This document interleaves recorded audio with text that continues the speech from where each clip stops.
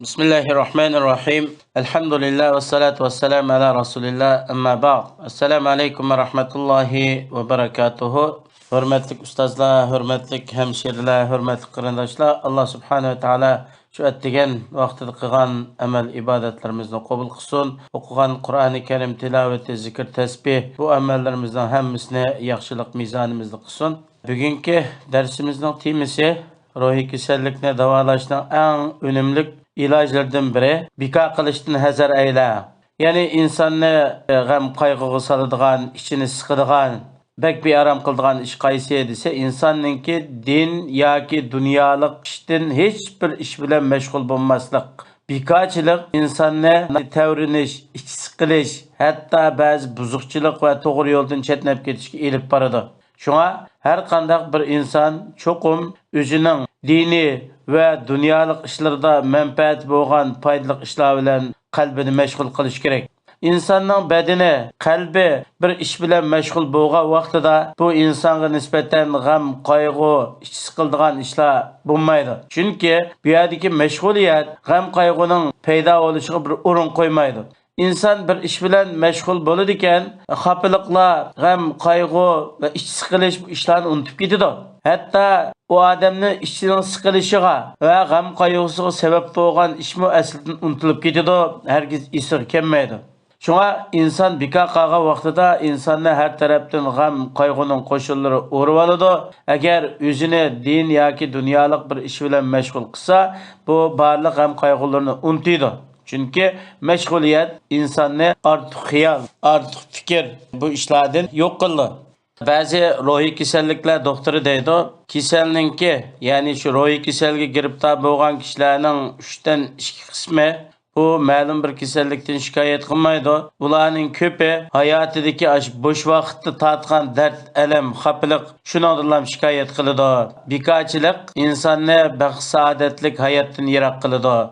Yani bazılar aytadi, har qandaq bir ruhiy kasallar doktori, buning qishiga siz bir nerv kasalligi, bir kasallik bilan davolang'ilib bo'lgan vaqtingizda bu sizni cho'qim bir ish bilan mashg'ul bo'lishga buyuradi. Chunki bu ruhiy kasallikning eng unumli dorisi nima desa, inson bir ish bilan mashg'ul bo'lish kerak. Chunki insonning bu hayoti cheklik dunyoda, cho'qim bu cheklik hayotda biz cheksiz hayotimiz uchun bir xizmat qilishimiz kerak. Mayli dunyoda yashagan yasham muddatimiz gibi manfaatli bo'lgan ishni qilishimiz yoki oxiratdagi abadiylik hayotga foydali bo'lgan ishlar bilan mashg'ul bo'lishimiz kerak.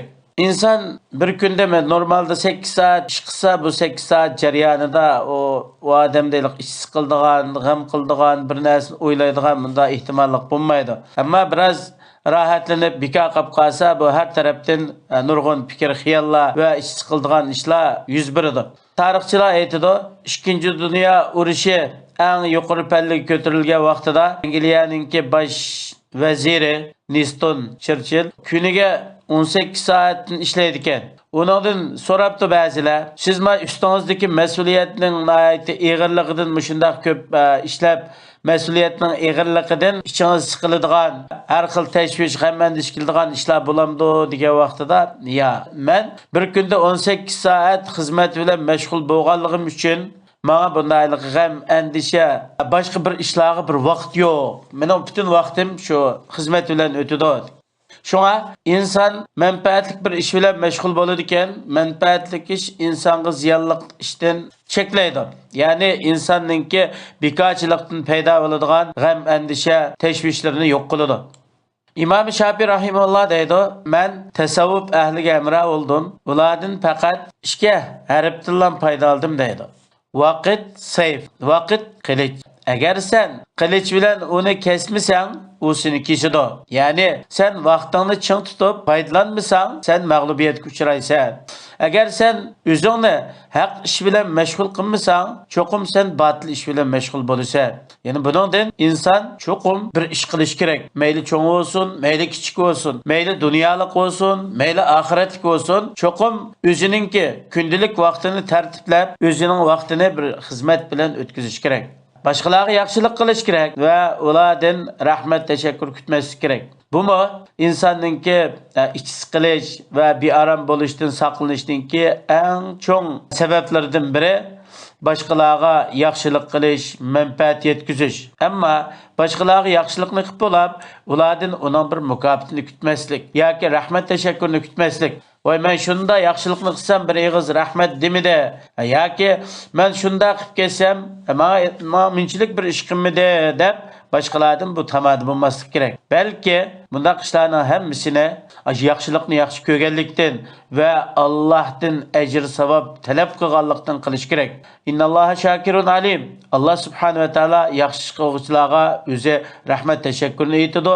Ularning nima sababdan yaxshi qilganligini Alloh biladi, Alloh kifoya qiladi. Ammo biz yaxshi ishlarni qilib, kishilardan men insonga menda bir yaxshilikni qildim, menga qachon rahmat aytdiki, qachon men buningki nimasini qaytardiki deb kutib kelsak, bak uzun kutib ketamiz. Hatto ishchi qilib, ba'zi vaqtda bearam bo'lib, shuning bilan minnat qiladigan yoki uning bir yomonlik qiladigan ishlar xayolga kirib oladi. Men shuncha yaxshilik qilsam, shuncha vaqt o'tdi, bundan bir ig'iz bu yaxshilik tashakkur aytadigan yoki bir rahmat aytadigan ish bo'lmadi o. Bu yaxshilik qilmaydigan insonga, buningga yaxshilik qilg'ichi deydigan insonning ko'ngliga har xil tashvishlar kelib qoladi. Şuna ko'pchilik insonlar var. Bular o'zlariningki yaratgan egisi Robbi Xoliqiga shukr etmaydi. Unda o'xandikin bular o'zga o'xshash maxluqqa qanday shukr etadi? Ya'ni Alloh subhanahu va taolo 7 a'zoyni saq qilib yaratdi. Alloh subhanahu va taolo saf havoni ato qildi. Allohning havosidan nafaslanadi, Allohning zaminida yashaydi, Allohning suyini ichidi. Ammo Alloh shukr etmaydi. Bundaq tuzkor gadankesh insonlar qandaqmi o'zga o'xshash bir insonning qilgan yaxshiligiga rahmat tashakkur etadi. Allah subhanahu wa ta'ala aytadi: "Innalloha lazu fadlin 'alan-nasi walakinna aktharan-nasi la yashkurun." Haqiqatan Allah subhanahu wa ta'ala insonlarga aytib katta fazligisi, insonlarga fazl rahmat qiluvchi. Lekin insonlarning ko'pi Allohning fazl rahmatiga shukr etmaydi. İnsanlarga yaxshilik qilish degan insonlarning Robbi bo'lgan Allohningki yaxshiligiga erishishning sababi. Ya'ni inson qo'lni yuvsa, qo'l yuzni yuydi deb biz İnsanlarga yaxshilik qilsak, ularga yaxshi muomala qilsak, xayr ihson qilsak, Alloh subhanahu va taolo uning sababi bilan bizga xayr ihson qiladi, bizga yaxshilik qiladi. Biz insonlarga yaxshilik qilib, ularni baxtli qilsak, ularning g'am qayg'ularini ko'tarib etsak, ularni yaxshilikqa boshlab qo'ysak, Alloh subhanahu va taolo Karim, nihoyatda esil zot, shakur, bandalarningki qilgan ishlariga rahmat tashakkur etguchi, ularga ajr berguchi. Bizning shu qilgan ishimizga Alloh subhanahu va taolo ajr beradi. Bizga yaxshilik qiladi, bizning g'am qayg'ularimizni ichib o'tadi va bizdagi qiyinchiliklarni yo'q qiladi, bizningki qalbimizni baxt saodatga cho'mdiradi. Ruhiy tushkunlikningki yana bir iloji nima desa, Allohningki baginiga qanoat qilish bu baxt saodatga ilib boradigan yo'l. Alloh subhanahu va taoloning bizga ato qilgan ten saqlıqdan ibaret bu katta bir nimet. Bunun qanaat qilishimiz kerak. Mal Allah'ın bizga bergan ni'mati, bunun qanaat qilishimiz kerak. Avlodlar Allah subhanahu va taoloning bizga ato qilgan ni'mati. Shuningdek, jamiyatdagi mansab, yuz obro'y qatorliq ishlarning hammasi Allohning ato qilgan ne'matlari. Bu insonningki baxt, saodat, xotirjam yashashninki eng katta sabablari va Alloh taqsim qilib bergan Allah'ın bergan narsalarga qanoat qilib yashagan vaqtida inson huzur, halovat, xotirjamlik, baxt, saodat ichida yashaydi. Payg'ambarimiz sallallohu alayhi va sallam muborak hadisida shunday deydi: "Qad aflaha man aslama va ruziqa kafafan va qanna'ahu Allohu bima atahu." Har qanday odam musulmon bo'lsa, bu odamning o'zining turmushiga yetkidak, kifoya qilg'idak, artıq emas, kam emas, normal turmuş o'tkidak rizq berilsa, Allohning baginiga qanoat qilsa, bu odam nihoyatda baxtli, qutuq qozongan bo'ldi. Yana bir hadisda Payg'ambarimiz sallallohu alayhi vasallam aytadi: "Laysal g'aniyu an kasratil aradi, walakinnal g'aniyu g'inan nafs." Bu boy, hech qanday hojati yo'q odam degan mol, dunyo, narsalar ko'p bo'lganlikdan emas, lekin ko'ngli qanoatchan, ko'ngli boy bo'lgan kishi bu haqiqiy boy bo'ladi. İnson ega bo'lgan mol, mulk, dunyo bu narsalarning ko'pligi bu insonning boyligini bildirmaydi. To'g'ri, moddiy tarafdan shunda o'ylab qolamiz. Ama Allah tarafından maqtılınğan haqiqiy bayliq, haqiqiy behajatlik nima desa insonninki nafsining bayliqi, qanoatchanligi, Allah subhanahu va taoloninki ata qilgan, Allah taqsim qilgan narsalarga rozi bo'lishi bu eng cho'ng bayliq.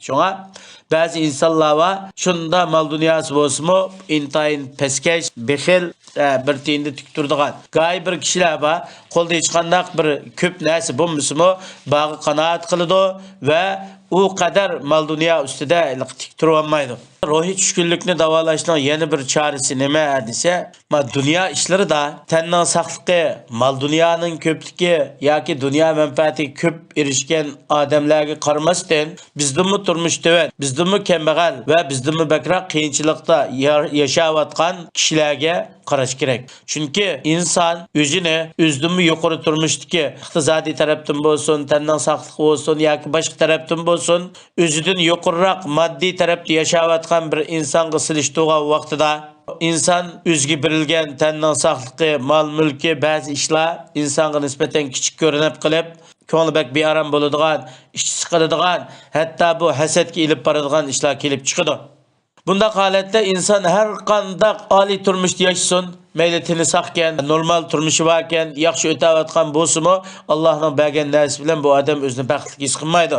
Balki boshqalarning mal dunyosi qarab, o'zininki qarab, nayt hasrat chekib, qayg'uga cho'kib, men shuningga o'xshash inson tursam, yoki men shuningga o'xshash ma'lumotli tursam, yoki men shuni bilan birga o'qigan tursam, nima uchun u bu qadar ishib ketadi dunyolik tarafda? Men nima uchun bu qadar normal yoki to'van holat kuchib qolman deb bu ko'nglik kirib inson g'am qayg'uga cho'midi, Allohning berganiga qanoat qilmaydi, Allohning taqsimotiga rozi bo'lmaydi.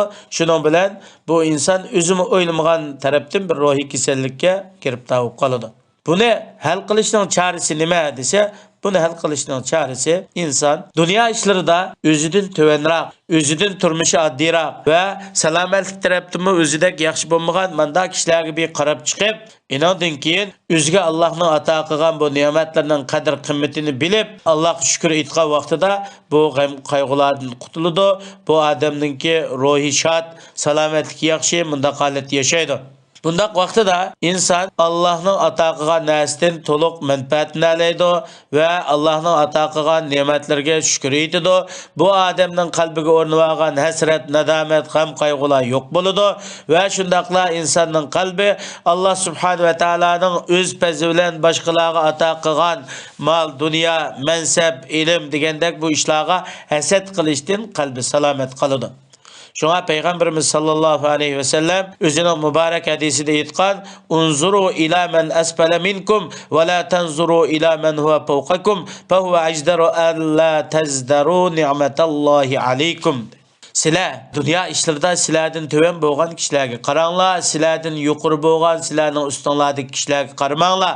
Bunda qilish Allohning sizlarga ato qilgan ne'matlarini to'van ko'rmaslikka, Allohning sizlarga bergan ne'matlarini az ko'rmaslikka loyiq bo'ladi. Chunki inson o'zidan yuqori qargan vaqtida cho'qim insonda boshqa bir xil tuyg'u shakllanib qoladi. Yoki hasad paydo bo'ladi, yoki ko'ngliga bir xil, ya'ni shaytoniy xiyollar kelib qoladi. Nurg'un ulamolar bu hadisni sharhlab, bu hadis yaxshilikning hamma turini jug'lagan deydi. Chunki inson dunyo ishlarida o'zidanmi yuqori bo'lgan va o'zidanmi boy, turmushi yaxshi bo'lgan kishilarni ko'rgan vaqtida u insonning nafsimi shuningga o'xshash bo'lishini talab qiladi. Alloh subhanahu va taolaning o'ziga ato qilgan ne'matlarini kichik ko'radi, to'van ko'radi. Shuning bilan Alloh tomonidan ne'mat ko'p ato qilingan kishilarga qaytilish yoki ularga yaqin bo'lish uchun Allohning o'ziga ato qilgan ne'matlarini to'van ko'radi, ko'zga ilmaydi. Bu nurg'un kishilarda tepildigan bir xil sifat.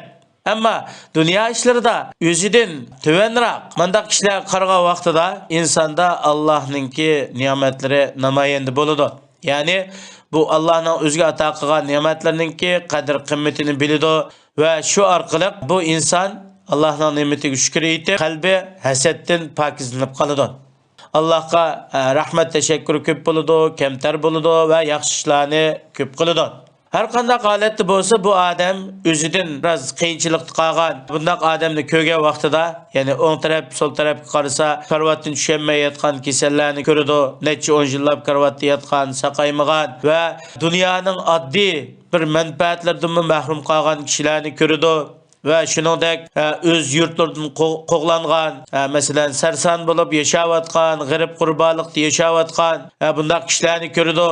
Shuningdek hozir masalan televizorlarda ko'ryapmiz, Falastin G'azada kishilarning qanday yashayotganligi, shunday qishqiran so'qoqlarda o'zining uylari butun bombardimon qilinib portlangan, chidirlarda yashayotgan, yomg'irda selning ichida yashayotgan, qish vaqti qahriton so'qoqda yashayotgan bir qitimliq yemek uchun qacha daslarni ko'tarib qatavlab turayotgan mushundaq kishilarni ko'rgan vaqtimizda alhamdulillah Alloh hanim bo'lsa men chet elda g'aribchilik, musofirchilikdimi yaxshi turmushda yashaptiman.